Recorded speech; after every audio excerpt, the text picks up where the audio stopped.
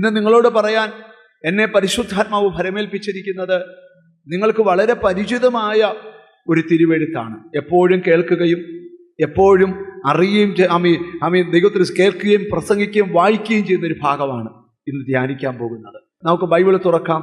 ലൂക്കോസിൻ്റെ സുവിശേഷം 18-ാം അധ്യായത്തിൻ്റെ 7-ാമത്തെയും 8-ാമത്തെയും വചനം നമുക്ക് വായിച്ചു കേൾക്കാം. ലൂക്കോസിൻ്റെ സുവിശേഷം 18-ാം അധ്യായത്തിൻ്റെ 7-8 വചനങ്ങൾ.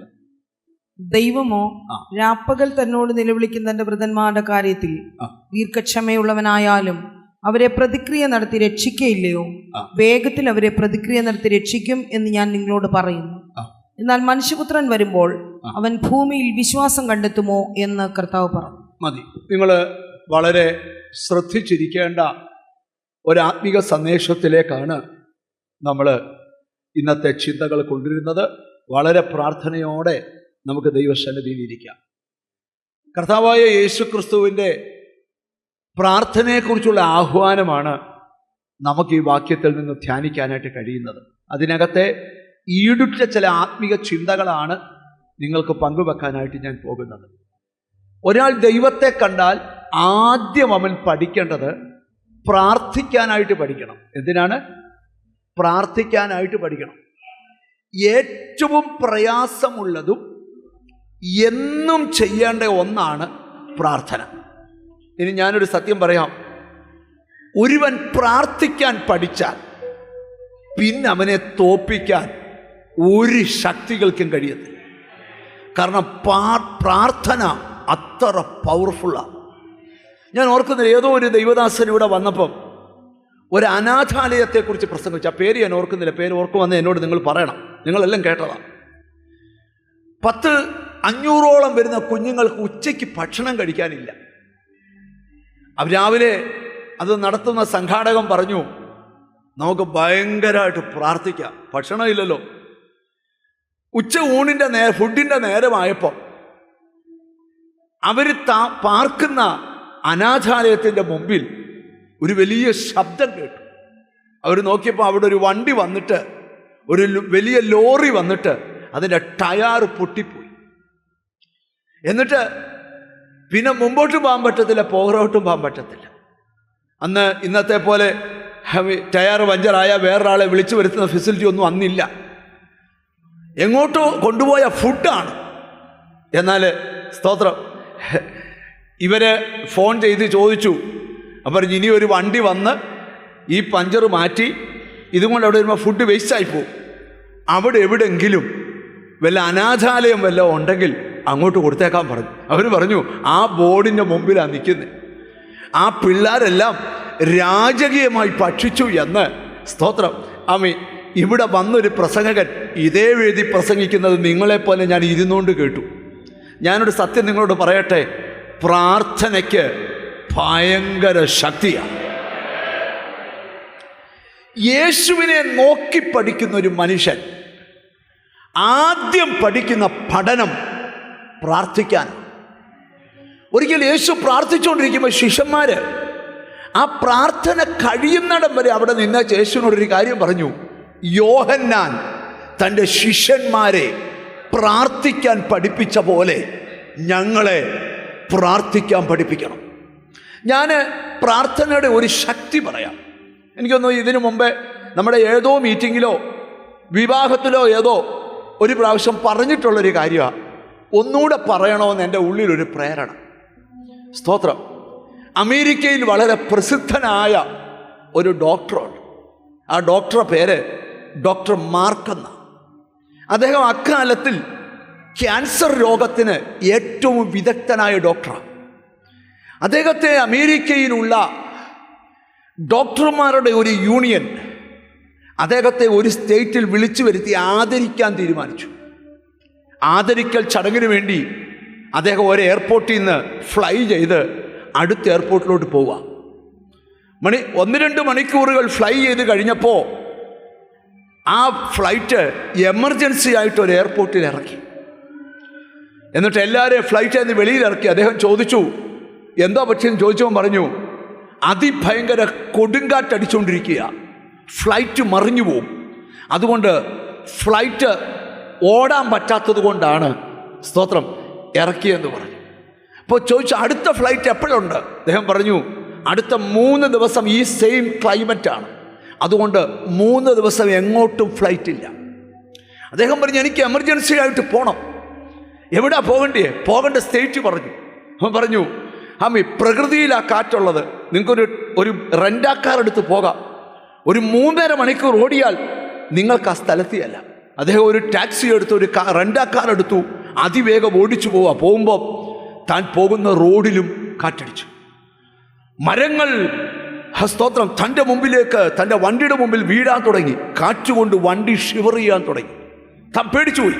ഏത് പേടിക്കാത്തവനും പേടിച്ചു പോകുമല്ലോ. തൊട്ടടുക്കൊരു നല്ല വീട് കണ്ടു. ആ വീടിൻ്റെ ഗേറ്റിനകത്തോട്ട് വണ്ടി ഓടിച്ചു കയറ്റി. ആ പോർച്ചിനകത്ത് ഇരുന്നിട്ടും ആ വീട് കെട്ടിയിരിക്കുന്നതൊക്കെ ഷിവർ ചെയ്യുക. അദ്ദേഹം ആ വീടിൻ്റെ ഡോറിൽ ചെന്ന് ബെല്ലടിച്ചു. ഒരു സുമുഖയായ ഒരു മദാമ വന്ന് വാതിൽ തുറന്നു. ആരാന്ന് ചോദിച്ചു. പുള്ളി പറഞ്ഞു ഞാനൊരു ഡോക്ടറാണ്, എനിക്ക് കാറ്റ് കണ്ട് പേടിച്ചു പോയതാ, ഇച്ചിരി നേരം ഞാൻ ഇവിടെ ഇരുന്നോട്ടെ, കയറി ഇരുന്നാട്ടെന്ന് പറഞ്ഞു. അവർ കുടിക്കാനൊരു ചൂട് കോഫിയും കൊടുത്തു. കാപ്പി കുടിച്ചുകൊണ്ടിരുന്നപ്പോൾ ആ മദാമയുടെ ഫോണിലെ അലാറം അടിച്ചു. അപ്പം അവർ പറഞ്ഞു നിങ്ങൾ കുറച്ച് കഴിഞ്ഞിട്ടല്ല പോകത്തുള്ളൂ, ഞാനൊന്ന് പ്രാർത്ഥിക്കാൻ കയറുക, നിങ്ങൾ പ്രാർത്ഥിക്കാൻ വരുന്നുണ്ടോ? അദ്ദേഹം പറഞ്ഞു ഞാൻ ദൈവവിശ്വാസമില്ലാത്തയാളാണ്. അപ്പം നിങ്ങൾ ഇവിടെ ഇരിക്കുക, ഞാൻ പോയി പ്രാർത്ഥിച്ചിട്ട് വരാം. അവർ കയറി പ്രാർത്ഥിക്കാൻ തുടങ്ങി. പുറത്ത് കാറ്റടിച്ചുകൊണ്ടിരിക്കുക. 2 മണിക്കൂർ പ്രാർത്ഥിച്ചു വെച്ച് വെട്ടി വേർത്ത് ആ സ്ത്രീ ഇറങ്ങി വന്നു. ആ ഡോക്ടർ ചോദിച്ചു പുറത്തെ കാറ്റിനേക്കാൾ ശക്തിയായിരുന്നല്ലോ നിന്റെ മുറിക്കകത്തെ പ്രാർത്ഥന, എന്തായിരുന്നു നിന്റെ പ്രാർത്ഥനയുടെ പ്രയർ മാറ്റർ എന്താ? അവൻ പറഞ്ഞു എൻ്റെ 18 വയസ്സുള്ള മോൾ ക്യാൻസർ പിടിച്ച് കിടക്കുക. ഞങ്ങളുടെ സ്റ്റേറ്റിലെ എല്ലാ ഡോക്ടേഴ്സും അവനെ തള്ളി. ഇനി ഒരു ഡോക്ടറെ മാത്രമേ കാണാനുള്ളൂ. ആ ഡോക്ടർ അപ്പോയിൻമെൻ്റ് 6 മാസം കഴിഞ്ഞാൽ കിട്ടിയത്. ഞാൻ പ്രാർത്ഥിച്ചത് ഈ വീക്ക് എനിക്ക് അപ്പോയിൻമെൻ്റ് കിട്ടണം. ആ ഡോക്ടർ ചോദിച്ചു, ആ ഡോക്ടറിനെ ചോദിച്ചു ആരാണ് നീ അന്വേഷിക്കുന്ന ഡോക്ടർ? അദ്ദേഹം പറഞ്ഞു, ആ സ്ത്രീ പറഞ്ഞ ഡോക്ടറെ പേര് ഡോക്ടർ മാർക്കെന്ന. ആ പുള്ളി എഴുന്നേറ്റ് അവിടെ മുട്ടുകുത്തിയിട്ട് പറഞ്ഞു നീ അന്വേഷിക്കുന്ന ഡോക്ടർ മാർക്ക് ഞാനാണ്. പ്രാർത്ഥനയ്ക്ക് ആകാശത്തിലെ ഫ്ലൈറ്റിൻ്റെ ഗതി മാറ്റാൻ കഴിയും. പ്രാർത്ഥനയ്ക്ക് പ്രകൃതിയിൽ കൂടെ പോകുന്ന വ്യക്തിയെ പ്രാർത്ഥിച്ചവൻ്റെ മുറിയിൽ എത്തിക്കാൻ പറ്റും. പ്രാർത്ഥനയുടെ ശക്തി ഒരാൾ തിരിച്ചറിഞ്ഞാൽ അവൻ മറുപടി തപ്പുകയില്ല. ഏത് വിഷയത്തിനും പ്രയർ. നിന്റെ ഈ കിട്ടിയിരിക്കുന്ന ഏറ്റവും വലിയ വജ്രായുധമാ പ്രാർത്ഥന. ശത്രുവിൻ്റെ തീയമ്പുകളെ മുറിക്കുന്ന വജ്രായുധമാ പ്രാർത്ഥന. പ്രാർത്ഥനയ്ക്കൊരുത്തൻ മുട്ടുകുത്തിയാൽ, പ്രാർത്ഥനയ്ക്കൊരാൾ മുട്ടുകുത്തിയാൽ, പ്രാർത്ഥനയ്ക്കൊരാൾ മുട്ടുകുത്തിയാൽ. ഒരിക്കലൊരു അപ്പൻ എന്നെ കാണാൻ ഈ ചർച്ചയിൽ വന്നു. എനിക്ക് തോന്നുന്നു 76 വയസ്സ് കാണും അപ്പച്ചൻ. എന്നെ കാണാൻ വന്നിട്ട് പറഞ്ഞു പാസ്റ്റർ, എൻ്റെ മോൻ ഓസ്ട്രേലിയയിലെ ഒരു രാജ്യത്ത് ജയിലിൽ കിടക്കുക. ഞാൻ വന്നത് പാസ്റ്റർ കൂടെ ഒന്ന് കൈ കോർത്ത് പ്രാർത്ഥിക്കാൻ വേണ്ടിയാ. എന്നിട്ട് ആ പുള്ളിക്കാരൻ ആ കസേരയിലോട്ട് ഇരുന്നിട്ട് ആ 2 പാൻറ്റും മുട്ടിൻ്റെ മുകളിൽ വരെ പൊക്കി വെച്ച് എന്നെ കാണിക്കുക. 2 പപ്പടം കരിച്ച് കാലിൻ്റെ മുട്ടെ പിടിപ്പിച്ച് എങ്ങനെ ഇരിക്കും അതുപോലെ മുട്ടു മുഴുവൻ കറുത്തിരിക്കും. എന്നോട് പറയുക ഞാൻ മുട്ടുകുത്തി പ്രാർത്ഥിക്കുന്നവനാണ്. ഇന്നലെ പ്രാർത്ഥിച്ചുകൊണ്ടിരുന്നപ്പോൾ എനിക്കൊന്ന് തോന്നി, ഞാൻ ഒറ്റയ്ക്ക് പ്രാർത്ഥിച്ചാൽ പോരാ, എനിക്ക് പ്രാർത്ഥിക്കാനൊരു കൈബലം വേണം. ലോഡ് അതിന് വന്നതാ. പക്ഷേ ആമി പ്രാർത്ഥന കഴിഞ്ഞു പോയി. ആമി 4 ആഴ്ച കഴിഞ്ഞപ്പോൾ ആ മോനെയും കൊണ്ട് എൻ്റെ അടുക്കൽ വന്നു. എനിക്കൊരു കാര്യം നിങ്ങളോട് തുറന്നു പറയുന്നുണ്ട്, പ്രാർത്ഥനയ്ക്ക് വിദൂരതയിലുള്ള വിഷയത്തെ തൊടാൻ കഴിയും. പ്രാർത്ഥനയ്ക്ക് yes. Oh thank you Holy Spirit. ഇതിനകത്ത് ഉയരുന്നത് പ്രാർത്ഥനയാണ്. ദൈവത്തിന് സ്തോത്രം. ഞാനൊരു സന്ദേശം നിന്നോട് പറയാം. ഈ അധ്യായം തുടങ്ങുന്നിടത്തോട്ട് നമുക്ക് ദൂത് വരാം. അപ്പോൾ ശിഷ്യന്മാർ യേശുവിനോട് പറയുക, യോഹന്നാൻ തൻ്റെ ശിഷ്യന്മാരെ പ്രാർത്ഥിക്കാൻ പഠിപ്പിച്ച പോലെ ഈ ആർക്കുമില്ലാത്ത പ്രതിസന്ധി നമുക്ക് വരുന്നത് നിന്നെ തകർക്കാനല്ല, നിന്നെ പ്രാർത്ഥിക്കാൻ പഠിപ്പിക്കാനാണ്. ഒരിടത്തുമില്ലാത്ത വെല്ലുവിളി ഒരു ഹന്നായുടെ വീട്ടിൽ വരാൻ കാരണം എന്താ? ഒരു ഹന്നായ പ്രാർത്ഥന എന്താന്ന് പഠിപ്പിക്കാനാ. ദൈവത്തിന് സ്തോത്രം. സ്വാമി, ഒരിടത്തുമില്ലാത്ത വെല്ലുവിളി ഒരു സഭയ്ക്ക് വരാൻ കാരണം എന്താ? പ്രാർത്ഥിച്ചാൽ എന്ത് നടക്കുമെന്ന് സഭയ്ക്ക് കാണിച്ചു കൊടുക്കാനാ. ഞാനിവിടെ ഇരിക്കുന്ന ചിലരോട് പറയാം, നിനക്ക് വന്ന വിഷയം ഈസി ആയിട്ട് എടുക്കരുത്. നിനക്കൊരു സാക്ഷ്യത്തിനുള്ള വക ഉടനെ ഉണ്ടാകുമെന്ന് ദൈവം. Oh, thank you Holy Spirit, thank you Holy Spirit, thank you Holy Spirit, thank you Holy Spirit. ഞാനിപ്പോഴും ഓർക്കും, ഒരു അമ്മയോ ഒരു കുഞ്ഞിനെ കൊണ്ട് ഞാനൊരു രാജ്യത്ത് ചെന്നപ്പം ഒരു കുഞ്ഞിനെ സമർപ്പിക്കാനായിട്ട് എന്നോട് നിർബന്ധിതനായി. കാര്യം എന്നും ടി വി പ്രോഗ്രാം കാണുന്നവരായതുകൊണ്ട് ഞാൻ ആ കുഞ്ഞിനെ സമർപ്പിക്കണമെന്ന് അവർക്ക് നിർബന്ധമുണ്ടായി. അപ്പം സ്ത്രീ എന്നോട് പറയുകയാണ്, എൻ്റെ മോള്, സ്തോത്രം, അമ്മച്ചിയാണ് കൊണ്ടിരുന്നത്, മോളെയും കൊണ്ട് വന്നിട്ട് പറയുക, എൻ്റെ കൊച്ചുമകള്, സ്തോത്രം, 3 മാസത്തെ സ്കാനിങ്ങിനകത്ത് ഡോക്ടർ പറഞ്ഞു, നിന്റെ കുഞ്ഞിന്, സ്തോത്രം, അമ്മി 3 കുഴപ്പങ്ങൾ. 1, ആ കുഞ്ഞിൻ്റെ കാല് വളഞ്ഞുപോയി, കാൽപ്പത്തി തിരിഞ്ഞായിരിക്കുന്നേ. 2, ആ കുഞ്ഞിൻ്റെ വാൽവിന് ബ്ലോക്കുണ്ട്. 3, ആ കുഞ്ഞ് മുച്ചിറിയ. ഈ 3 അപാകതകൾ ഈ കുഞ്ഞിനുണ്ട്. കൊന്നുകളയണോ വെച്ചേക്കണോ? അമ്മ ഒരു 2 ദിവസം സമയം തരാൻ പറഞ്ഞു. സ്തോത്രം, ദൈവം അത്ഭുതങ്ങൾ ചെയ്യുന്നവനാ. ഈ വാക്യം അവരുടെ അകത്ത് കയറി.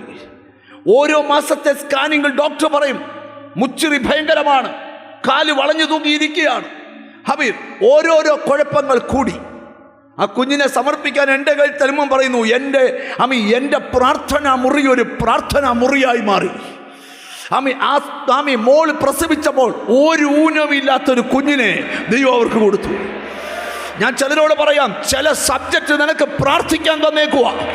ഇങ്ങോട്ട് ശ്രദ്ധിച്ചിരിക്കണം സകലരും, ഇങ്ങോട്ട് കോൺസെൻട്രേഷൻ പോകരുത്. ഇന്ന് പ്രാർത്ഥനയായതുകൊണ്ട് ഈ ദൂത് നിന്റെ അകത്ത് കയറാൻ വലിയ തടസ്സങ്ങൾ വരും. ഞാനൊരു ശബ്ദം കേട്ടോണ്ടാണ് നിൽക്കുന്നേ. നിനക്ക് ചെല്ലാൻ പറ്റാത്തിടത്ത് ഇന്ന് പ്രാർത്ഥന ചെല്ലും. നിനക്ക് തൊടാൻ പറ്റാത്ത, ഓ നന്ദി കർത്താവേ, നന്ദി കർത്താവേ. യെസ്, ഓ ഹല്ലേലൂയ. അപ്പം നിങ്ങൾ ശ്രദ്ധിക്കണേ. ഇനിയും അവിടെ ബൈബിളിൽ പഠിപ്പിക്കുക.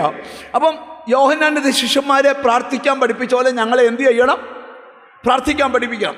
എന്നിട്ട് കർത്താവ് പ്രാർത്ഥന എന്താണെന്ന് അവരെ പഠിപ്പിച്ച. ആദ്യം എന്തുവാ പ്രാർത്ഥന എന്താണ്? ഇത് നമ്മൾ തിരിച്ചറിയണം. പ്രയർ എന്താണ്? നമ്മൾ കുറേ നേരം ഇരുന്നുകൊണ്ട് കർത്താവെ വിടുതൽ തരണേ, വിടുതൽ തരണേ, വിടുതൽ തരണേ, വിടുതൽ തരണേ അങ്ങനെ പ്രാർത്ഥിക്കണമെന്നല്ല. പ്രാർത്ഥന എന്ന് പറഞ്ഞാൽ ഒരാളുടെ ഹൃദയം ദൈവത്തിലേക്ക് പകരുന്നതാ പ്രാർത്ഥന. ഒരാമീൻ പറഞ്ഞു തുടങ്ങണം. ദൈവത്തിന് സ്തോത്രം. നിന്റെ പ്രാർത്ഥന അടുത്തിരിക്കുന്ന ആൾ അറിയത്തില്ല, പക്ഷെ നിന്റെ പ്രാർത്ഥന ദൈവം അറിയും. വിശ്വാസമുണ്ടോ? നടക്കത്തില്ലെന്ന് പറഞ്ഞ ചിലർ ഈ കുരുക്കുള്ള ആധാരം കൊണ്ടുവരും.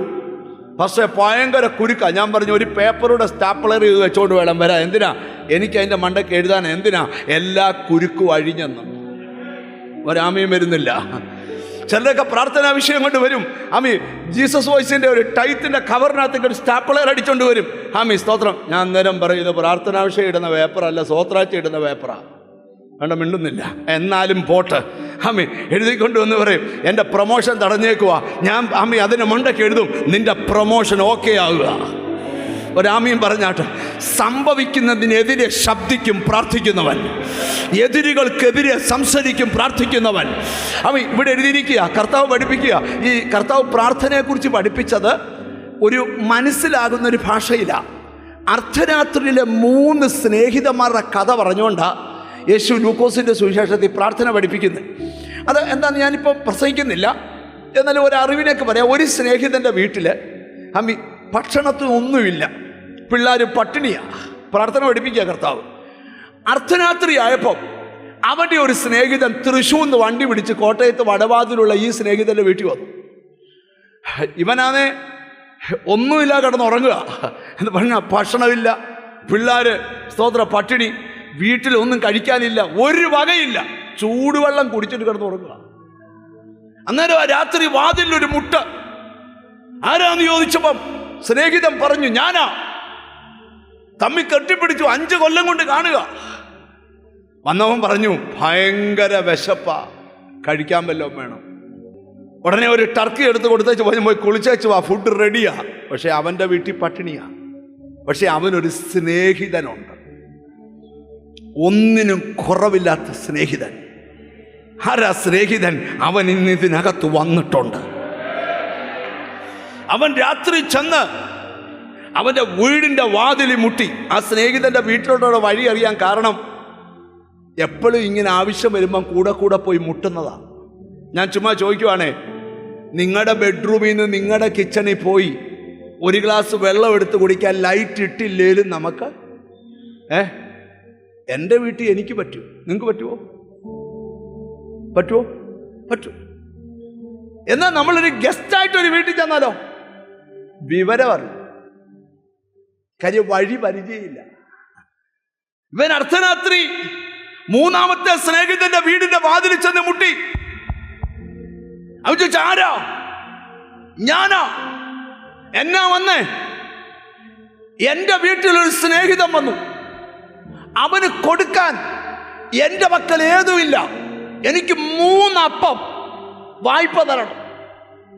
ഉടനെ അകത്ത് കിടക്കുന്ന പുള്ളി പറയുക, എഴുന്നേറ്റ് തരാൻ കഴിയത്തില്ല, കഥ കടച്ചിരിക്കുന്നു, പിള്ളേര് കൂടെ കിടക്കുന്നു, എന്നെ പ്രയാസപ്പെടുത്തരുത്. പക്ഷെ വന്നവൻ സ്നേഹിതനായോണ്ട് പോയില്ല, മുട്ടിക്കൊണ്ടേയിരുന്നു. ഒറ്റ വാക്ക് പറഞ്ഞ പോയനെ ഇവിടെ അപ്പമില്ലെന്ന്, പക്ഷേ ചോദിച്ചത് ഇല്ലെന്ന് പറഞ്ഞിട്ടില്ല. നീ ഇന്ന് ചോദിക്കുന്നത് അപ്പൻ്റെ കയ്യിൽ ഇല്ലെന്ന് പറഞ്ഞിട്ടില്ല. നീ മുട്ടിക്കൊണ്ടേയിരിക്കണം. ഇത് നിനക്ക് വേണ്ടി ഡോറ് തുറ. യേശു പറയാ, ഇതാ പ്രയർ, ഇതാ പ്രയർ, ഇതാ പ്രയർ.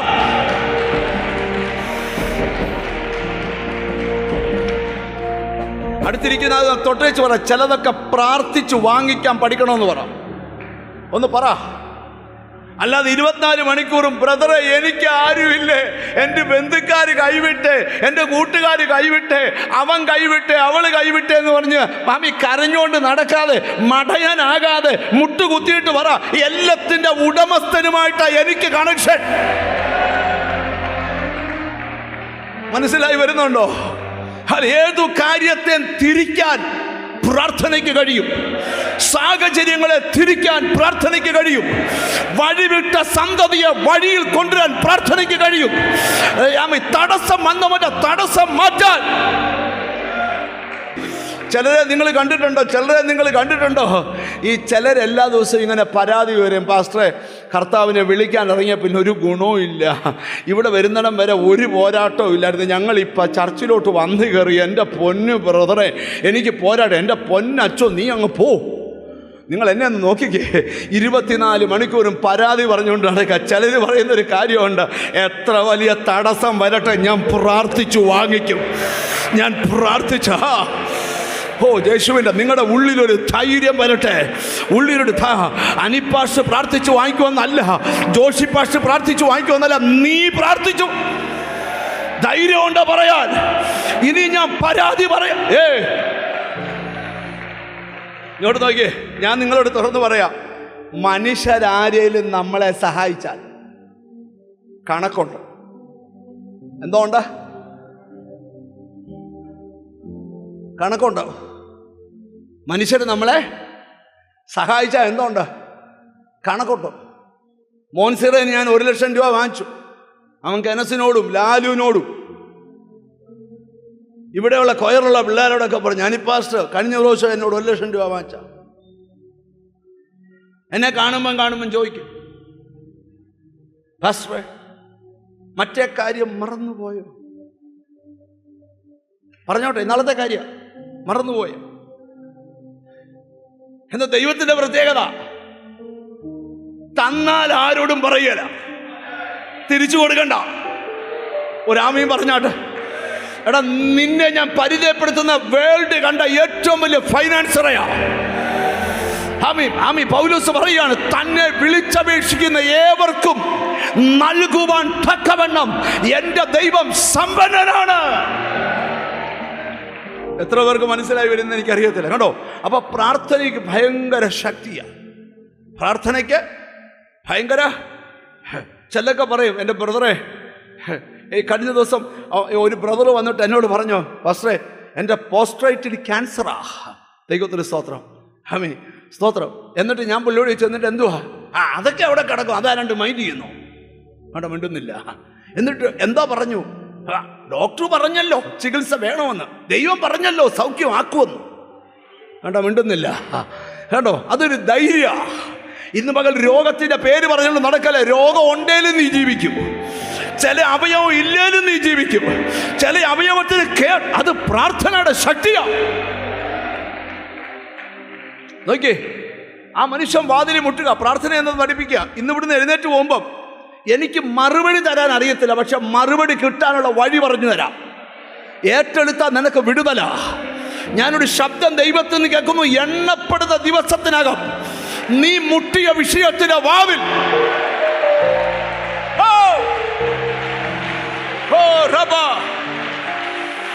പ്രാർത്ഥനയാൽ സാധിക്കാത്ത ഒരു കാര്യവും, പ്രാർത്ഥനയാൽ സാധിക്കാത്ത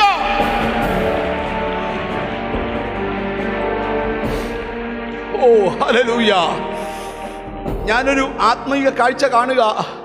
ഈ ദിവസങ്ങളിൽ മറുപടി നിന്നെ എതിരേൽക്കും.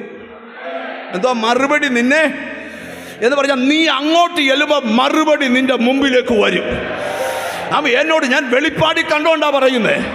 നിന്റെ കെട്ടിക്കിടക്കുന്ന ഫയല്, നിന്റെ കുരുങ്ങിക്കിടക്കുന്ന സമ്പത്ത്, നിന്റെ തകർന്ന സന്തതി, നിന്റെ വഴി ബ്ലോക്കായത് ഇങ്ങോട്ട്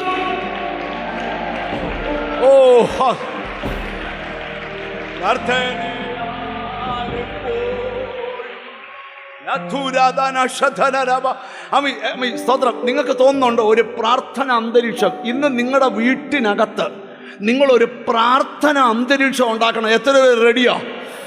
എത്ര പേർ റെഡിയാ? ഞാനൊരു വെളിപ്പാട് പറയാം. എണ്ണപ്പെട്ട ദിവസങ്ങൾക്കകത്ത് ചില മറുപടി നിന്നെ എതിരേൽക്കും. പ്രവചന പറയുന്ന എതിരേൽക്കും, എതിരേൽക്കും. യെസ്, പ്രാർത്ഥന നിന്നെ, യെസ്, മറുപടി നിന്നെ എതിരേൽക്കും. എത്ര പേർക്ക് ആഗ്രഹമുണ്ട് പ്രാർത്ഥനയാൽ സകലത്തിനും മറുപടിയാ?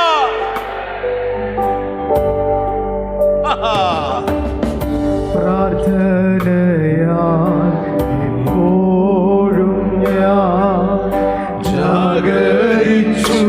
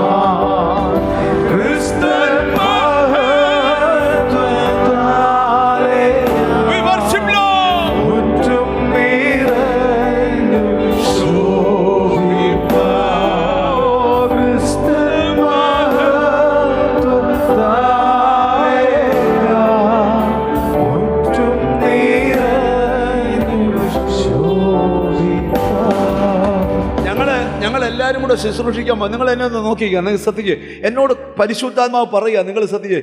പ്രാർത്ഥനയ്ക്ക് ചിലതിനെ തൊടാൻ പറ്റും. പ്രാർത്ഥനയ്ക്ക് ചിലതിനെ എന്നോട് ദൈവത്തിൻ്റെ ആത്മാവ് പറയാം, നിങ്ങളുടെ മുഴുവൻ പ്രയർ മാറ്ററും ഈ ദൂത് കേൾക്കുമ്പോൾ നിങ്ങളുടെ അകത്ത് വരണം. ലോഡ്, നിനക്കവിടെ ചെല്ലാൻ പറ്റത്തില്ല, പക്ഷെ നിന്റെ പ്രാർത്ഥന അവിടെ ചെന്ന് തൊടും. എത്ര പേർക്ക് വിശ്വാസമുണ്ട്? ഒരു സഭ പ്രാർത്ഥിച്ചപ്പോൾ ഇരുമ്പഴിക്കകത്ത് കിടന്ന പത്രോസിൻ്റെ അടുക്കൽ ദൂതൻ വിടുതലിറങ്ങിയെങ്കിൽ ഇന്ന് നീ പ്രാർത്ഥിക്കുമ്പോൾ നിന്റെ സന്തതിയുടെ അടഞ്ഞുപോയ വഴി ബ്ലോക്കായ വഴി ഇന്ന് ദൂതനെ വിട്ട്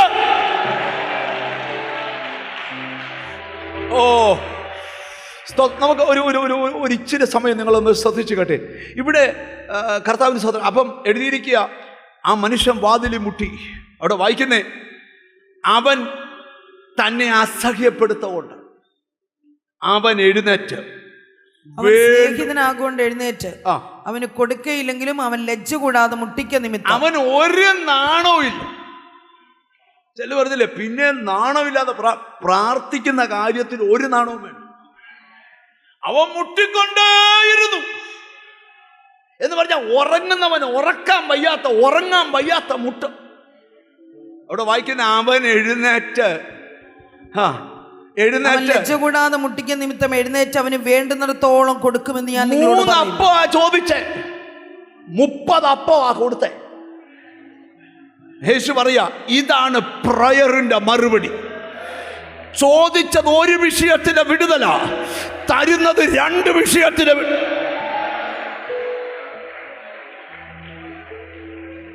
അടുത്തിരിക്കുന്ന ആക്കൊന്ന് കൈ കൊടുത്ത് വെച്ചാൽ ഉടനെ ഒരു വിടുതലുണ്ടെന്ന് പറ. എനിക്കൊന്ന് കൈതാ പാസ്റ്റർ ലാലു, എനിക്കൊന്ന് കൈതാ, ഉടനെ ഒരു വിടുതലുണ്ട്. എനിക്കൊന്ന് കൈതാ, ഉടനെ ഒരു വിടുതലുണ്ട്. വാ, എനിക്കൊന്ന് കൈതാ ഉടനെ. ഞാനിന്ന് സ്റ്റേജിൽ ഓടി നടന്നേ പറയത്തുള്ളൂ. ഉടനെ ഒരു വിടുതലുണ്ട്. എന്തോ ഉണ്ട് ഒന്ന് പറയാ, വാ തുറന്ന് പറയോ. നല്ല ശബ്ദമല്ല തന്നെ. അമ്മ ഒന്ന് കേക്കട്ടെ അടുത്തേക്ക്. ഉടനെ എനിക്കൊരു വിടുതലുണ്ട്. യേശുവേ, ഉടനെ എൻ്റെ സന്തതിക്കൊരു വിടുതലുണ്ട്. ഇന്ന് നീ ഇവിടെ എഴുന്നേറ്റ് പോകുന്നത് പ്രാർത്ഥന മുറിയിൽ ഒരു ഗർജിക്കുന്ന സിംഹം പോലെ വേണം നിന്റെ പ്രാർത്ഥന. യെസ്, കണ്ടോ ചിലരുടെ ഉള്ളിൽ ചലനങ്ങൾ ആരംഭിക്കുന്നു.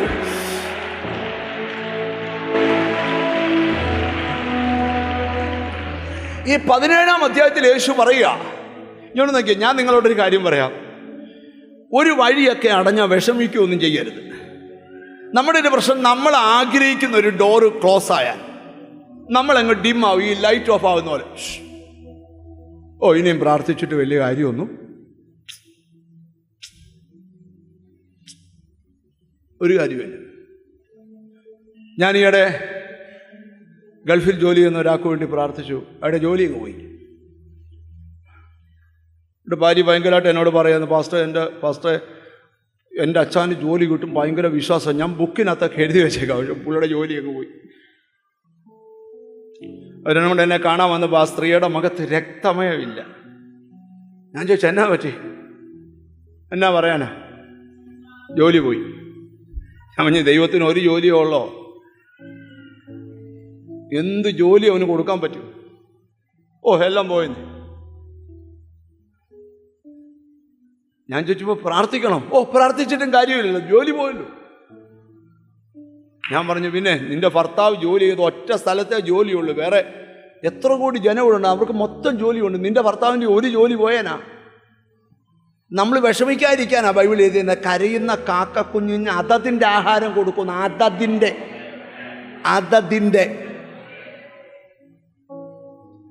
പിന്നെ കുറച്ചൊക്കെ പറഞ്ഞപ്പം ഇച്ചിരി രക്തമായ ഒക്കെ മുഖത്ത് വന്നു.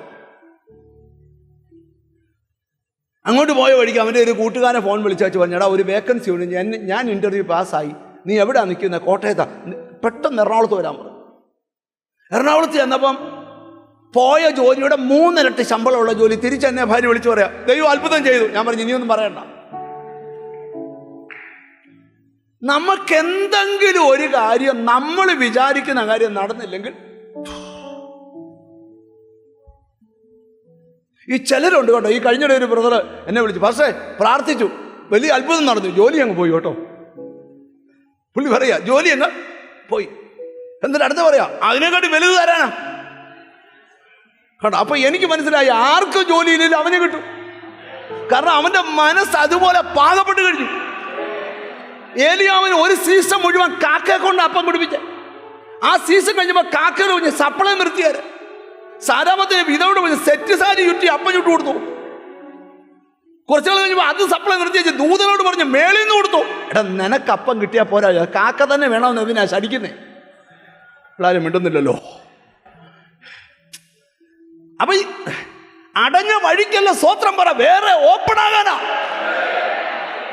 വല്ല മനസ്സിലായോ? വല്ല മനസ്സിലായോ? ഒരാമീൻ പറഞ്ഞാട്ട്, ഒരാമീൻ പറഞ്ഞാട്ട്, ഒരു നല്ല ഹല്ലേലൂയ പറഞ്ഞ.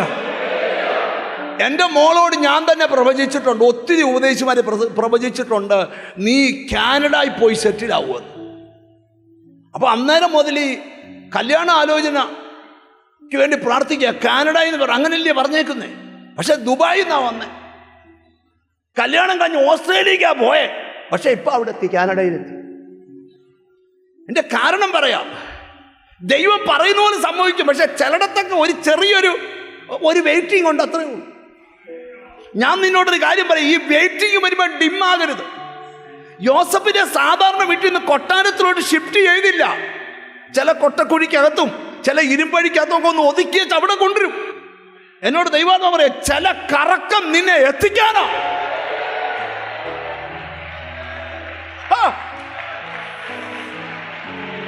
ചില കറക്കം നിന്നെ റൈറ്റ് പ്ലേസിൽ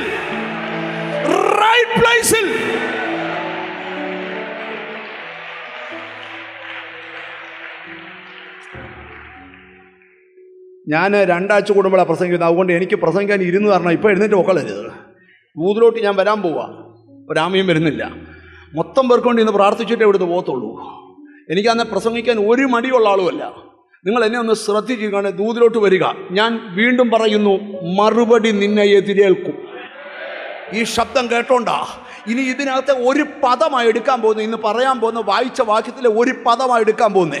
അടുത്തിരിക്കുന്ന ആളൊന്ന് കൈ കൊടുത്ത് വെച്ചാൽ മറുപടി നിന്നെ എതിരേൽക്കും എന്ന് പറ. മറുപടി. പാസ്റ്റർ ലാലുവിനെ മറുപടി എതിരേൽക്കും. എന്നോട് പറ. ഒന്ന് പാസ്റ്റർ കെനസിനെ മറുപടി എതിരേൽക്കും. എന്നെ പറ. അങ്ങനെ എതിരേൽക്കും. പാസ്റ്റർ കെനസിനെ മറുപടി എതിരേൽക്കും. ഒരാമീൻ പറഞ്ഞാട്ടെ, ഇങ്ങനെ പറയണം, സ്പഷ്ടമായിട്ട് പറയണം. പക്ഷെ ജോഷിയെ മറുപടി എതിരേൽക്കും. ഈ ദിവസങ്ങളിൽ പ്രാർത്ഥിക്കുന്ന നീ ഒരുപക്ഷെ നാളെ രാവിലെ എഴുന്നേക്കുന്നത് ആ മറുപടി കണ്ടോണ്ടായിരിക്കും, ആ മറുപടി കേട്ടോണ്ടായിരിക്കും, ആ മറുപടി വചനം ഇവിടെ പ്രവർത്തിക്കുക. യേശുവിന്റെ നാമത്തില് വചനം ഇവിടെ റീമ ആകുക. യേശുവിന്റെ നാമത്തിൽ. ഒരാമയും പറഞ്ഞാട്. അപ്പൊ യേശു പ്രാർത്ഥനയെ കുറിച്ച് പഠിപ്പിക്കുക, മനസ്സിലാകാനായി പഠിപ്പിക്കുന്നത്. എന്നിട്ട് ഈ 18-ാമത്തെ അധ്യായത്തിൽ യേശു വന്നവൻ പറയുക, നിങ്ങൾ മടുത്തു പോകാതെ എപ്പോഴും പ്രാർത്ഥിക്കണം. ഈ നമുക്ക് പാട്ട് പാടിയാൽ മടുക്കത്തില്ല. ഇവര് സത്യത്തിൽ എന്തൊരു ഭാഗ്യവന്മാരാണ്. ഞാൻ ഈ കെനസിനെ ലാലുവിനെയൊക്കെ നോക്കി എനിക്ക് അസൂയ. കാര്യം ഇവർ കഴിഞ്ഞ ആഴ്ച പാടിയ സാധനം തന്നെയാ. നിങ്ങൾ മാത്രമല്ല കേരളത്തിലെ കഴിഞ്ഞ വെള്ളിയാഴ്ച ലാലു ഒരു പാട്ട് പഠിപ്പിച്ചത് ഒഴിച്ച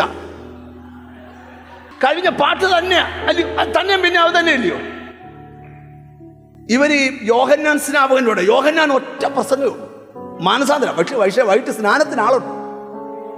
പക്ഷെ ഞങ്ങളുടെ പ്രശ്നം ഇന്നലെ പറഞ്ഞ ദൂത് ഇന്ന് നിങ്ങൾ ഞാൻ വലിയൊരു കാര്യത്തിലോട്ട് മനസ്സിനെ കൊണ്ടുവരിക. പാടാൻ ലാലുവിന് മടുപ്പ് കാണത്തില്ല, പക്ഷെ പ്രാർത്ഥിക്കാൻ മടുപ്പ് വരാൻ സാധ്യതയുള്ളൂ.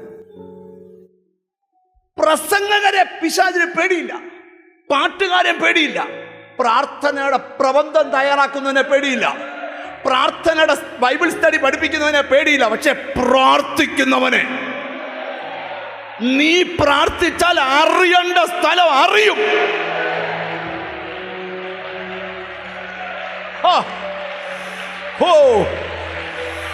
കോട്ടയത്തെ ഭരിക്കുന്ന ദുരാത്മാവ് പ്രാർത്ഥിക്കുന്നവനെ അറിയുമെന്ന്. സത്യത്തിൽ പ്രയർ പറയാനല്ല, നിലവിളി പറയാനാണ് ഞാൻ നിൽക്കുന്നത്. പക്ഷെ പ്രയറെ നിന്നെ വിടുന്നില്ല.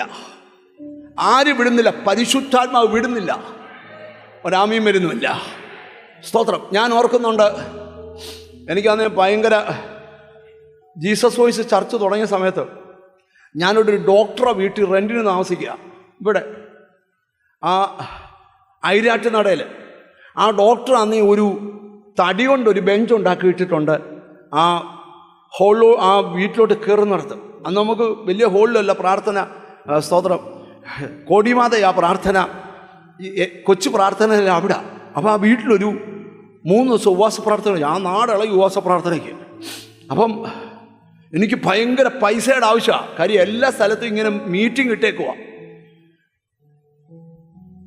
1 ലക്ഷം രൂപയുടെ ആവശ്യമാണ്. 1 ലക്ഷം രൂപയുടെ ആവശ്യം. 1 ലക്ഷം രൂപ. ഞാനന്ന് എൻ്റെ കൂടെ ഉള്ളൊരു പയ്യൻ്റെ അന്ന് 1000 രൂപ നോട്ടാണ് ഏറ്റവും വലിയ നോട്ട്. 1000-ൻ്റെ നോട്ട് എൻ്റെ കയ്യിലുണ്ട്. ഞാനതെടുത്ത് അവൻ്റെ കൊടുത്തിട്ട് പറഞ്ഞത് പേഴ്സിനകത്ത് മടക്കി വെച്ചേക്കുക, ചിലവാക്കാതിരിക്കാൻ. കാര്യമൊക്കെ പറയുന്നു.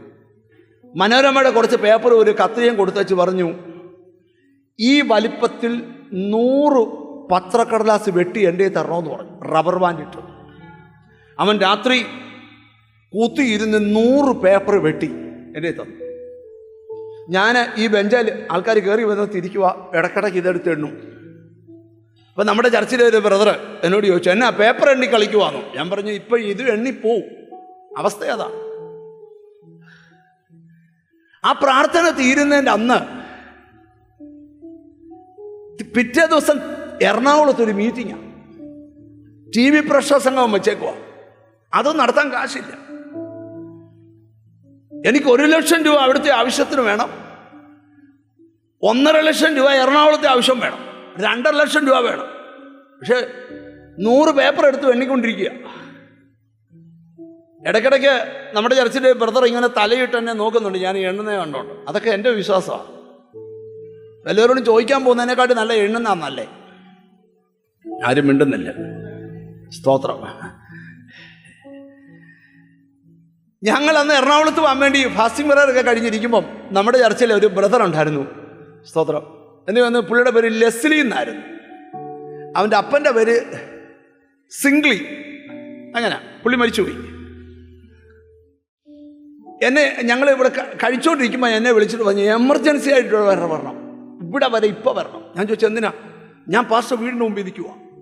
എടാ കാര്യം പറ, ഇപ്പം കണ്ടേ പറ്റും. അതെന്നാ? ഞാൻ അവിടെ ചെന്നപ്പോൾ എനിക്ക് 1 കെട്ട് നോട്ട് എടുത്ത് തന്നു. ഞാൻ ചോദിച്ചു, അതെന്നാ? അത് വസ്തുവിൻ്റെ അഡ്വാൻസ് ഇന്നലെയായി. ദശാംശം തന്നിട്ട് വീട്ടിൽ കയറിയില്ലേ അങ്ങ് പോവും. അതുകൊണ്ട് ദശാംശം തന്നേച്ച് പോവുക. ഞാൻ എത്രയും ചോദിച്ചോ അത്രയും പൈസ അവൻ കൊണ്ട് തന്നു. അതിന് മുമ്പേ തന്നിട്ടില്ല, പിന്നെ ഇന്ന് വരെ തന്നിട്ടില്ല. നിങ്ങൾ എന്നെ ഒന്ന് ശ്രദ്ധിച്ച് കേൾക്കണം. ഞാനിവിടെ പറയുന്ന ദൂത്, നിന്റെ ഇടപാട് മനുഷ്യനുമായിട്ടല്ല. ധൈര്യമുണ്ടോ നിനക്കിങ്ങനെ ആമീൻ പറയാൻ? നിന്റെ ഇടപാട് ദൈവവുമായിട്ടാ. പ്രാർത്ഥന മടുക്കരുത്. നിന്റെ പണ്ട് ജോണി പാഷ പ്രസംഗിച്ചപ്പം പാഷ ഓർക്കുന്നൊന്നും എനിക്കറിയത്തില്ല, ഇന്നും എൻ്റെ ഉള്ളിൽ ഒരമ്പ് പോലെ ദൂത് നിൽക്കുക. അദ്ദേഹം ബൈബിള് പൊക്കി പിടിച്ചു പറഞ്ഞു, മൊട്ടസൂചിയുടെ കാര്യം തൊട്ട് അന്താരാഷ്ട്ര പ്രശ്നത്തിന്റെ പരിഹാരം വരെ ഈ ബൈബിളിലുണ്ട്. ഒരാമീൻ വരുന്നില്ല, ആമീൻ വരുന്നില്ല. നീ അനാഥനല്ല മോനെ, നിനക്ക് ആളുണ്ട്, നിന്നെ നടത്താൻ ആളുണ്ട്, നിന്റെ പ്രാർത്ഥന കേൾക്കുന്ന ദൈവമുണ്ട്. ഞാൻ ഇനി ഗഹനമായ ദൂതിലോട്ടൊന്ന് വരട്ടെ, നിങ്ങൾ ശ്രദ്ധിച്ചു കേട്ടെ. എന്നിട്ട് ഹമി കർത്താവ് 18-ാം അധ്യായത്തിൽ പഠിപ്പിക്കുക, ഹമി പ്രാർത്ഥനയിൽ എന്ത് ചെയ്യരുത്? മടുത്തു പോകരുത്. ഇനി അതിന്റെ 7-ാമത്തെ വാക്യം വായിച്ചാട്ടെ. ദൈവമോ രാപ്പകൽ തന്നോട് നിലവിളിക്കുന്ന തന്റെ വൃതന്മാരുടെ കാര്യത്തിൽ. പ്രയറിനകത്തുള്ള ഒന്നാണ് നിലവിളി. എന്തുവാ നിലവിളി എന്ന് പറഞ്ഞാൽ? എന്തുവാ? നിലവിട്ട് വിളിക്കുക. നിങ്ങൾ എൻ്റെ കൂടെ ഒരു സത്യമായ കാര്യം പറയണം. എപ്പോഴേലും പ്രാർത്ഥിക്കാൻ കയറിയിട്ട്, ഈ പ്രാർത്ഥിക്കാൻ കയറുമ്പോൾ ഞാൻ നിങ്ങളോട് പറയാം, കഴിയുമെങ്കിൽ ഒറ്റയ്ക്ക് കയറണം. ഫാമിലി പ്രയർ ഉണ്ട്, അതിൻ്റെ കാര്യമല്ല ഞാൻ പറയുന്നത്. ഒറ്റയ്ക്ക് കയറി വാതിലടക്കണം. പ്രയർ, പ്രാർത്ഥനയുടെ ശക്തി കൂടുമ്പോൾ പ്രയർ എന്തുവാകും? നിലവിളിയാവും. ബൈബിൾ നിങ്ങൾ പഠിച്ചാൽ രാപ്പകൽ തന്നോട് നിലവിളിക്കുന്ന തന്റെ വൃതന്മാരുടെ കാര്യത്തിൽ ക്ഷമയുള്ളവനായാലും പ്രതിക്രിയ നടത്തി അവരെ രക്ഷിക്കയില്ലയോ? വേഗത്തിൽ അവരെ പ്രതിക്രിയ വേഗത്തിൽ അവരെ പ്രതിക്രിയ നടത്തി രക്ഷിക്കും. ഞാൻ വെളിപ്പാടിൽ ഒരു ദൂത് തുടങ്ങുക. ഈ ദിവസങ്ങളിൽ നിന്റെ വിഷയത്തിൽ വേഗത്തിലൊരു ഒന്ന് ഏറ്റെടുക്കാവോ? ഞാൻ ആത്മാവിയെ വേഗത്തിൽ സംഭവിക്കാൻ പോകുന്ന ചില കാര്യങ്ങളെ പരിശുദ്ധാത്മാവെന്ന് തൊടാൻ പോവുക. 2026 തന്നെ നിന്റെ കുടുംബത്തിൽ ആരുടെയും വിഷയത്തെ തൊട്ടില്ലെങ്കിലും നിന്റെ വിഷയത്തിന് ചിലരുടെ ഉള്ളിൽ ആത്മാവ് തൊടുക, ചിലരുടെ ഉള്ളിൽ അടുത്തിരിക്കുന്ന ആളെ ഒന്ന് ശ്രദ്ധിക്കണ്ട. വീണ്ടും പറയുന്നു, മറുപടി നിന്നെ എതിരേൽക്കും. ഒരാൾ അടച്ചാൽ നിന്റെ വഴി അടയുകയില്ല. ധൈര്യം കൊണ്ട് അടക്കട്ടെ. ഞാനാണ് വഴി, ഞാനാണ് വഴി തുറക്കുന്നവൻ.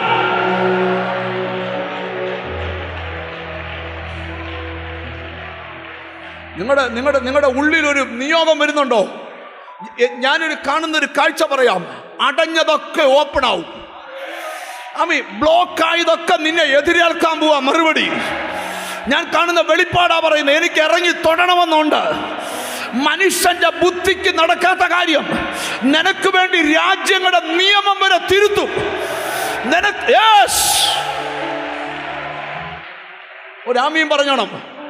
കെവിൻ ഇവിടെ ഉണ്ട്. കെവിൻ എൻ്റെ അടുക്ക വന്നേ. കെവിൻ ഓസ്ട്രേലിയ പഠിക്കാൻ പോവാ. PT അല്ലേ?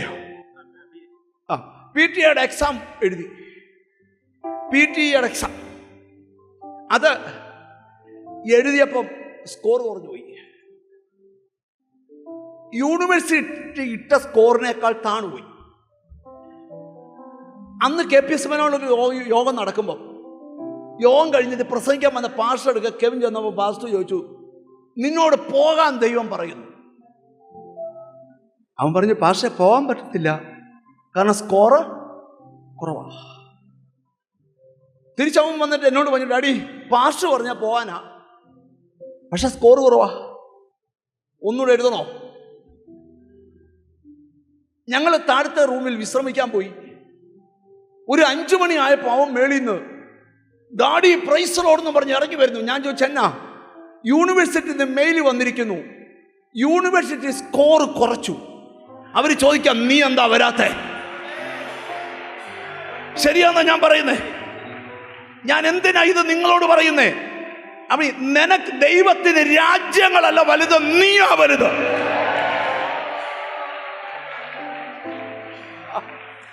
ഞാൻ സാക്ഷികളെ നിരത്തിക്കൊണ്ടാ ദൂത് പറയുന്നേ.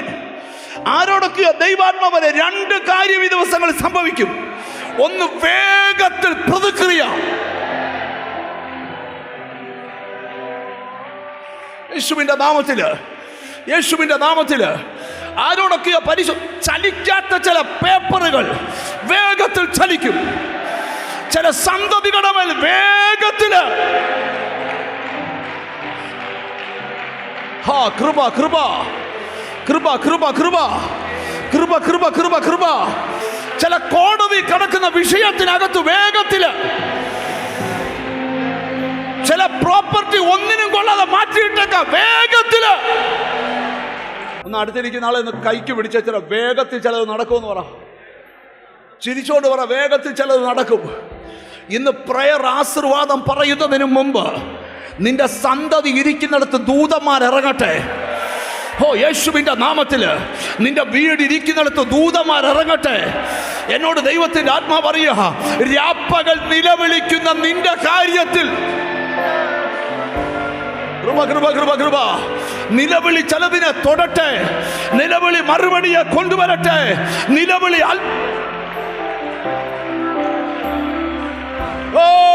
നിലവിളിക്ക. 2 പാടാമോ? നിലവിളിക്കാം, നിലവിളിക്കാം. കൈയടിച്ചു.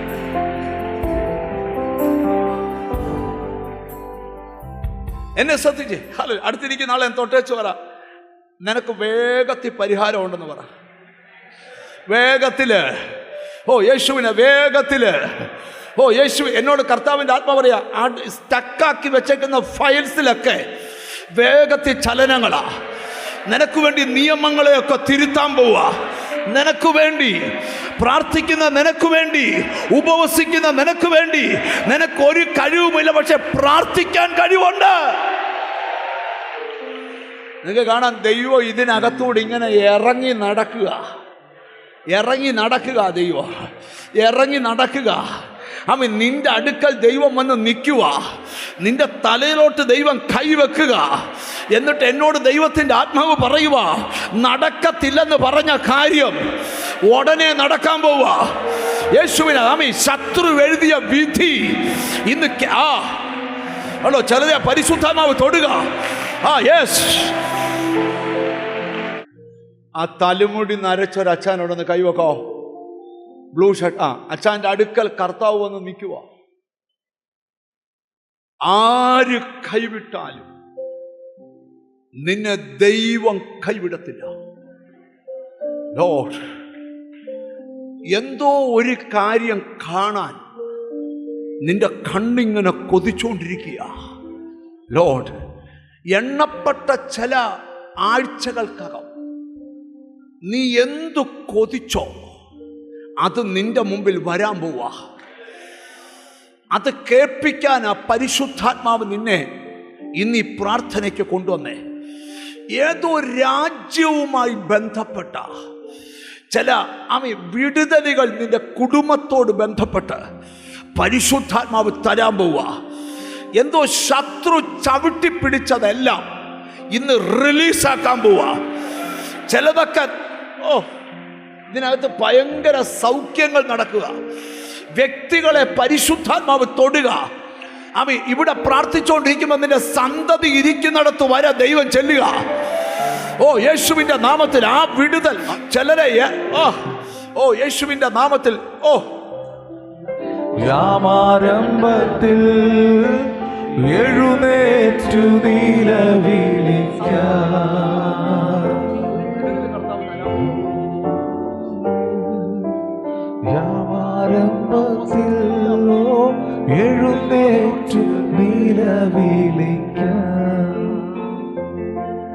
യേശുവിന്റെ കരം ഈ സമയത്ത് രോഗികളൊക്കെ രോഗമുള്ള ഭാഗത്തൊന്ന് കൈവച്ച് പ്രാർത്ഥിച്ചാൽ നിങ്ങൾക്ക് വലിയ സൗഖ്യങ്ങൾ കർത്താവ് തരും.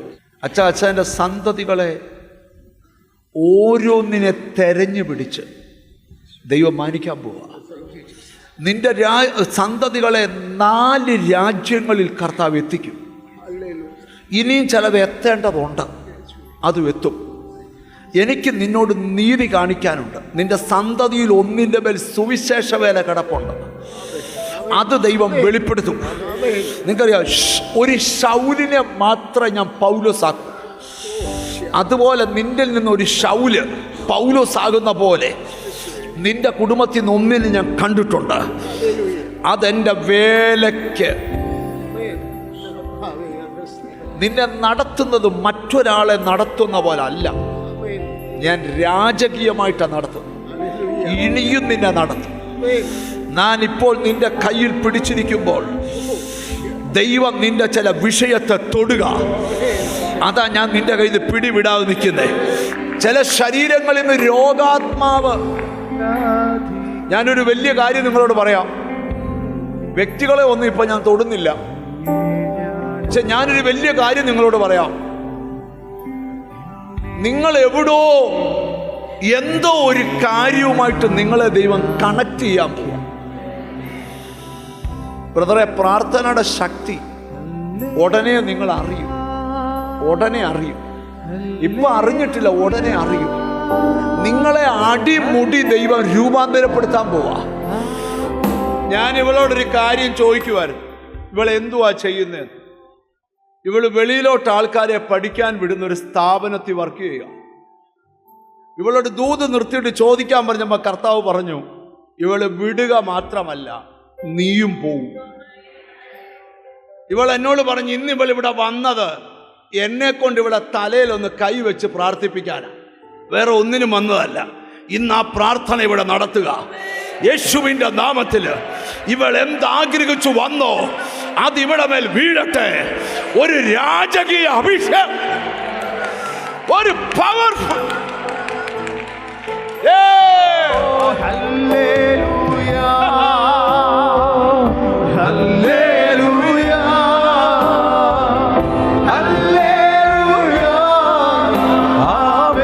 സഭയൊന്നിച്ച് കൈയൊന്ന് ഉയർത്തിക്കേ. ആ കൈ ഉയർത്തി വീശി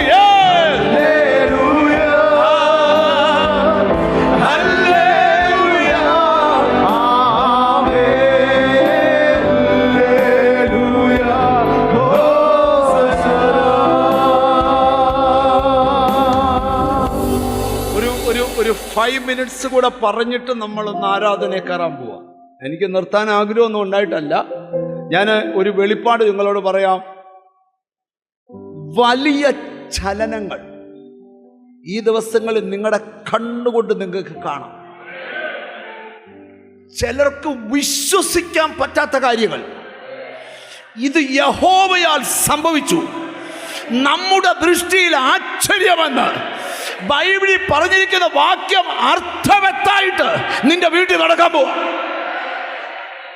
ഞാൻ നിങ്ങളോട് പറയാം, ഈ ആഴ്ച ഒറ്റ കാര്യത്തിനാണ് പ്രാർത്ഥിക്കേണ്ട. ചലനങ്ങൾ നടക്കണം. നിങ്ങൾ നോക്കിയോ, ചിലരുടെ ചിന്താഗതികളെ തമ്മിൽ ഇളക്കി മറിച്ച് നോഹയുടെ പെട്ടകം അരാരാത്ത് പർവ്വതത്തിൽ ഉറച്ച പോലെ ചിലരെ തമ്പുരാൻ ചിലയിടത്ത് ഉറപ്പിക്കാൻ പോവാ. കൃപാ, നമുക്ക് ആ ഒരു ഭാഗം മാത്രം പറഞ്ഞു നിർത്താം. ഞാൻ സത്യത്തിൽ എപ്പോഴാ നിലവിളിക്കേണ്ടിയേ, എങ്ങനാ നിലവിളിക്കേണ്ടിയേ, നിലവിളിക്കുമ്പോൾ നടക്കുന്ന കാര്യം എന്താ, ഇതൊക്കെ പ്രസംഗിക്കാൻ ഒരു 7 മണിക്കൂർ മെനക്കെട്ട് പ്രാർത്ഥിച്ചൊരു മെസ്സേജ് ഉണ്ടായിക്കൊണ്ടാണ് വന്നത്. പക്ഷെ അതിൻ്റെ പരിസരത്തൂടെ പോലും വരാൻ പറ്റുന്നില്ല. സ്തോത്രം. പ്രസംഗം ഇരിക്കട്ടെ, ഇനിയും പ്രയോജനപ്പെടുത്താം. പക്ഷേ ഒറ്റ ദൂത് പറഞ്ഞു നിർത്താം. ചില കാര്യങ്ങൾ വേഗത്തിൽ നടക്കും. അക്ക വിട്ട് വേഗത്തിൽ നടക്കുന്ന 3 കാര്യം മാത്രം പറഞ്ഞിട്ട് ഒന്ന് അടുത്തിരിക്കുന്ന ആളൊന്ന് കൈ കൊടുത്തിട്ട് വേഗത്തിൽ ചിലത് നടക്കുമെന്ന് പറ. ഒന്നാമത് നടക്കാൻ പോകുന്ന, വേഗത്തിൽ നടക്കാൻ പോകുന്ന ഈ കാര്യം, ദൈവത്തിന് സ്തോത്രം, ഈ ആഴ്ച ഉപവസിക്കാൻ പറ്റുന്നവരൊക്കെ ഒരു ദിവസമേലൊന്ന് ഉപവസിക്കണം. കാര്യം അങ്ങനെ ഒരു കാര്യം നടക്കാൻ പോവാ. റോമർക്ക് എഴുതിയ ലേഖനം 16-ാം അധ്യായം 20-ാമത്തെ വാക്യം കേട്ടോ. ഹല്ലേലൂയ. റോമർ 16:20. സമാധാനത്തിന്റെ ദൈവമോ വേഗത്തിൽ സാത്താനെ നിങ്ങളുടെ കാൽ കീഴെ ചതച്ചുകളെ. വേഗത്തിൽ നടക്കുന്ന ഒന്നാമത്തെ കാര്യം, നിന്നോട് വെല്ലുവിളിച്ചവനെ നിന്റെ കാൽ കീഴിൽ തകർത്തുകളെ. ഒരാമയും പറയണം. വർഷങ്ങൾ കൊണ്ട് നിന്റെ തലയ്ക്ക് മുകളിൽ വെല്ലുവിളിച്ചവൻ, നിന്റെ കുഞ്ഞിന്റെ ഭാവിയുടെ മുമ്പിൽ വെല്ലുവിളിച്ചവൻ, വശീകരണ ശക്തികൾ, മന്ത്രവാദ ശക്തികൾ, ദുരാത്മ ശക്തികൾ, രക്ഷപ്പെടാൻ സമ്മതിക്കാത്ത ശക്തികൾ, ദൈവം പറയുക വേഗത്തിൽ നിന്റെ കാലിന്റെ കീഴെ. ഓ ആമീൻ പറയാമെങ്കിൽ പറ, നിന്റെ കാലിന്റെ കീഴെ. ഓ യേശുവിന്റെ നാമത്തില് കേട്ടോ. ചിലരുടെ ഉള്ളിൽ തീ കത്തുകയാ. ചില മന്ത്രവാദങ്ങൾ നിന്റെ കാലിന്റെ കീഴിൽ തകരും. നിന്റെ കുഞ്ഞിനെ വശീകരിച്ച ബന്ധനങ്ങൾ കാലിന്റെ കീഴിൽ തകരും. നിന്റെ ഭാവിയെ ബ്ലോക്ക് ചെയ്ത് വെച്ചേക്കുന്ന ആ സ്പിരിറ്റ്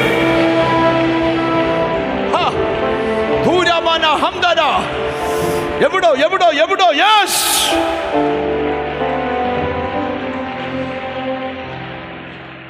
അപ്പൊ 3 കാര്യം കമ്പിവായുധി പ്രസംഗിക്കുന്നില്ല. 1, സാത്താനെ നിന്റെ കാൽ കീഴിൽ.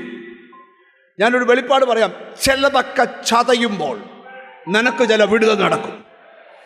ഓ ലോർഡ്, ചില ഇസബേലിയ സ്പിരിറ്റുകൾ, ചില മന്ത്രവാദ സ്പിരിറ്റുകൾ, ചില പൈശാചിക സ്പിരിറ്റുകൾ ഇന്നത്തെ ശുശ്രൂഷയിൽ നിന്റെ കാൽ കീഴിൽ.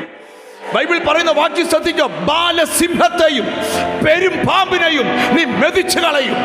പാമ്പുകളെ, തേളുകളെ, ശത്രുവിന്റെ സകല ബലത്തെ ചവിട്ടാൻ നിനക്ക് ഞാൻ അധികാരം തരുന്നു. ഇനി പ്രയർ തീരുന്നതിന് മുമ്പ് നിന്റെ കാലിന്റെ കീഴിൽ ഓ ശത്രു തകരുന്നു.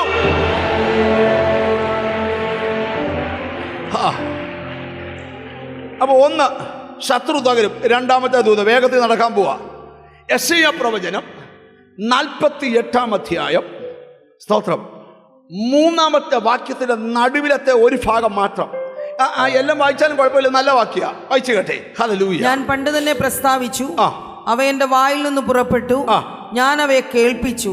ഇനി അടുത്ത കേട്ടോ. പെട്ടെന്ന് ഞാൻ പ്രവർത്തിച്ചു,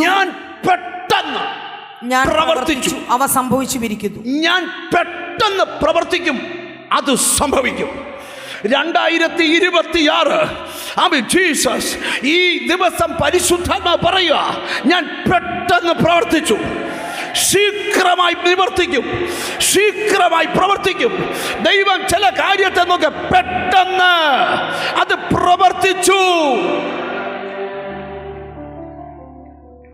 മൂന്നാമത്തെ കാര്യം, യെശയ്യാ പ്രവചനം 60-ാം അധ്യായം 22-ാം വാക്യം വായിച്ചിട്ട് എഴുന്നേൽപ്പിക്കാൻ പോവാ. യെശയ്യാ പ്രവചനം 60-22 അവസാന ഭാഗം. യഹോവയായ ഞാൻ തക്ക സമയത്ത് അതിനെ ശീഘ്രമായി നിവർത്തിക്കും. എന്തൊക്കെയോ നിവർത്തിക്കപ്പെടുവാൻ മുമ്പിലുണ്ട്. നിന്റെ രക്തബന്ധങ്ങൾ നോക്കി നിൽക്കേ. ചിലതൊക്കെ നിവർത്തിക്കാൻ പോവുക, ചിലതൊക്കെ നിവർത്തിക്കാൻ പോവുക. അത് ആത്മ കണ്ടുകൊണ്ട് കണ്ടേ. നിന്റെ വേഗത്തിൽ പ്രതിക്രിയ നടത്തുന്നു. വേഗത്തിൽ റബ. ഇനി കാര്യങ്ങൾ വേഗത്തിലാ. എത്ര പേർ ഒന്ന് വാതുറന്നു മതി, വേഗത്തിൽ നടക്കുമെന്നാണ്. വേഗത്തിൽ കർത്താവിന്റെ ശബ്ദം കേട്ടോ. ഇതാ ഞാൻ വേഗം. ഒന്ന് അടുത്തിരിക്കുന്നൊക്കെ കൈ കൊടുത്ത് കർത്താവ് വേഗം വരുമെന്ന് പറ. ഒന്ന് കൈ ഉയർത്തി പറ, വേഗം വരണേ എന്ന് പറ. ഇനി കർത്താവിന്റെ ശബ്ദം എന്തുവാ? വേഗം വരാമെന്ന. എന്തുവാ പാട്ടുകാരൻ പാടുന്ന? വേഗം വരാമെന്ന് ഉരച്ചതാതാ, നോക്കി കണ്ണുകൾ മങ്ങിടുന്നേ. എപ്പോൾ വരും പ്രാണപ്രിയ? വേഗം വരാമെന്നുരച്ചനാദാ, നോക്കി കണ്ണുകൾ മങ്ങിടുന്നേ. വേഗം വരാമെന്നുരച്ചനാദാ, നോക്കി കണ്ണുകൾ മങ്ങിടുന്നേ. എപ്പോൾ വരുമോ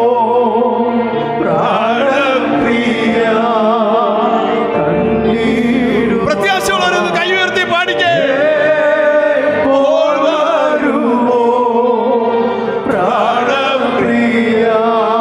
ഒരിക്കൽ കൂടെ വേഗം വരാമെന്ന് ഉരച്ച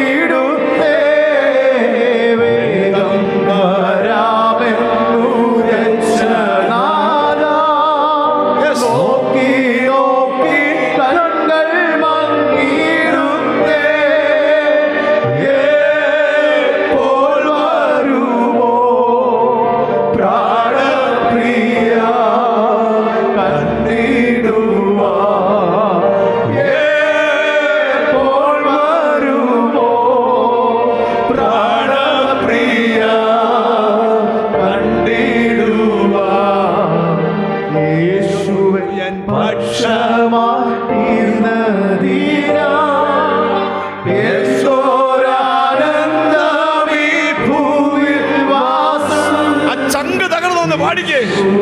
പക്ഷമായി തീർന്നതീനാ ഭൂവിൽ വാസം. എത്ര ബോധം പാതലത്തിൽ ജീവിക്കുന്ന. എത്ര ബോധം പാതലത്തിൽ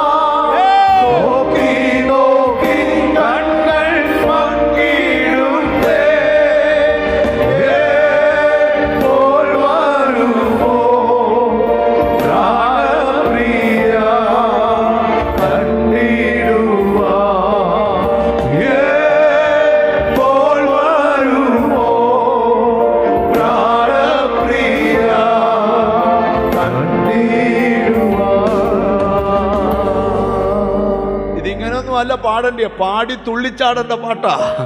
ഇപ്പം ഞങ്ങൾക്കൊരു ട്യൂണൊക്കെ അങ്ങ് തന്ന ഇത്. ഞാനൊരു കാര്യം നിങ്ങളോട്, ഇതെല്ലാം കൃപയാലാണ് നടക്കുന്നത്. ഇവിടെ ബുദ്ധിശാസ്ത്രം ഒന്നും ഇല്ലെന്നേ. ഇവിടെ ദൈവാത്മാവ് പറയുക, ഇനി നടക്കാൻ പോകുന്ന ഏറ്റവും വലിയ കാര്യം വേഗം വരാൻ പോവുക. അതിനു മുമ്പ് വേഗത്തിലൊരു ദൈവപ്രവൃത്തി. ഈ ഒരാഴ്ച ദൈവാത്മാവ് എന്നോട് പറയാ, പലതും നിന്റെ കാൽ കീഴിൽ അമരും.